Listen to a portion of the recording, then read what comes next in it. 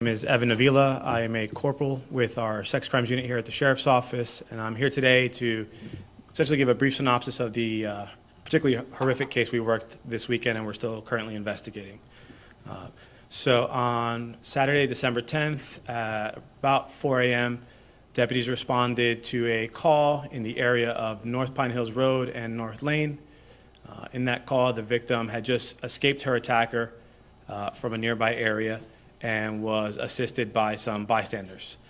The victim said that earlier in the morning, she met the suspect, as depicted in the photograph behind us, Bruce Wayne Whitehead, at a business near the Florida Mall. At that time, she willingly agreed to go with the suspect, Whitehead, and they traveled to a few different locations. At one of the stops they made, Whitehead presented a weapon and threatened to harm her if she did not comply with his demands. They went to the final stop near North Pine Hills Road and North Lane and went into the location where the sexual battery subsequently occurred. After he sexually battered her, he attempted to murder our victim. And at that point, our victim bravely fought him off and was able to escape to a nearby subdivision where the bystanders were able to take her into their, I don't want to say custody, but to assist her and contact law enforcement. Through the collaborative efforts of deputies, detectives, and most importantly the victim, we were able to identify the suspect's vehicle. Late Saturday evening, we made contact with that vehicle and were able to identify Whitehead as our suspect. We have subsequently obtained arrest warrants for him. Some of the charges that we are seeking him for are armed kidnapping, armed sexual battery, and attempted murder. So at this point, what we're asking for is the community's assistance in locating Whitehead, particularly because of the history he has with this offense. He's recently he was sentenced to 40 years, but did 20 years for a similar offense in North Florida. So it's imperative that we apprehend Mr. Whitehead and bring him into custody. So if you see Whitehead, please call 911. If you have information about his whereabouts, please contact the Sheriff's Office, or if you prefer to do so anonymously, Crime Line is ready and willing to take any tips that the public may have. Do you believe he's still in the area, or do you think he's fled the area? So at this time, we're exploring all avenues. We don't know. We don't believe he's fled the area, but we're asking for the public's assistance in obtaining that information. Did the victim know him from around town? So the information we released in the report previously is all the information that we're going to release at this time in regards to the investigation, because it is an ongoing investigation. When was he released from prison on that similar case? I believe that was in 2007. Do you guys have his car in custody?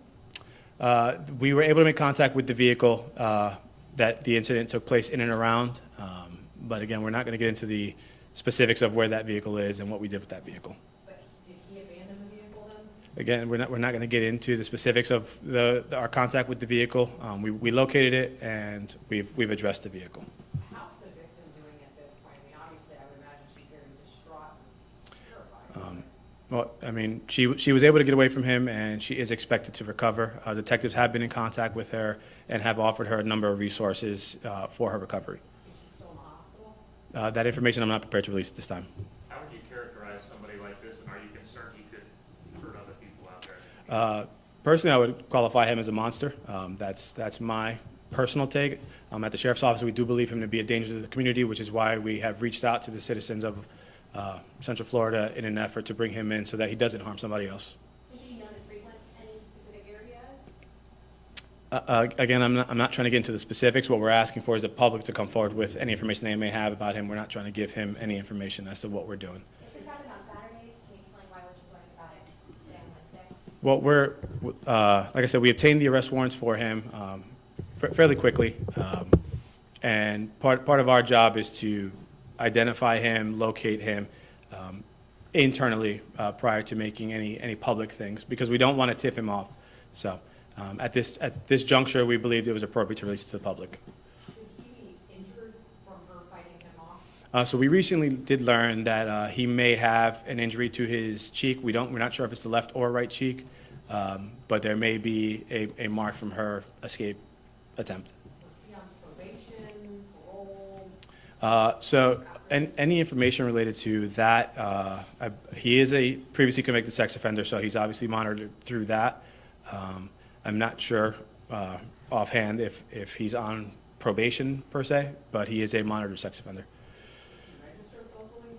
Our sex offender squad is familiar with him. I don't know the ins and outs of what they do with him on a daily basis. Any issues with him recently prior to this? Has he been on your radar?